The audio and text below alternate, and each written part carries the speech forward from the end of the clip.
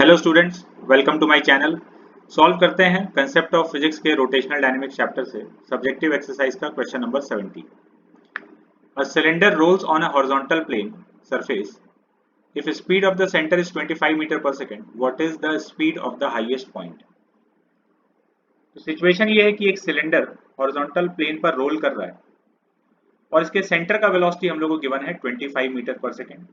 Top most point का velocity बताना है। तो रोल कर रहा है तो v है और इसके पास कुछ एंगुलर वेलोसिटी है ओमेगा। तो पहले तो हम लोग रोलिंग का कंडीशन अप्लाई करके ओमेगा का वैल्यू निकाल लेते हैं। v हम लोग को गिवन है। रोलिंग कर रहा है तो कांटेक्ट पॉइंट पे स्लिपिंग नहीं है, यहाँ पर स्लिपिंग नहीं होगा, तो इस पॉइंट का वेलोसिटी 0 होना चाहिए, ग्राउंड के पॉइंट के वेलोसिटी के बराबर। ग्राउंड का वेलोसिटी क्या है? 0। तो बॉटम मोस्ट पॉइंट का भी वेलोसिटी 0 होगा क्योंकि स्लिपिंग नहीं होना है। तो इस पॉइंट का जो वेलोसिटी है, सिलेंडर के इस पॉइंट का वेलोसिटी, ट्रांसलेशन की वजह से v आगे की तरफ और रोटेशन की वजह से ओमेगा आर पीछे की तरफ। तो net velocity for this point is v minus omega R. v minus omega R is 0।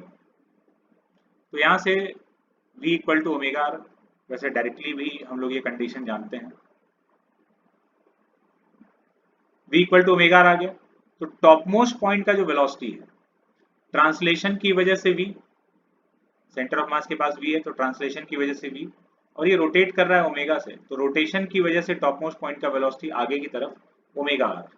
v due to translation, omega R is due to rotation. तो net velocity is v plus omega R और omega R का value v के बराबर है।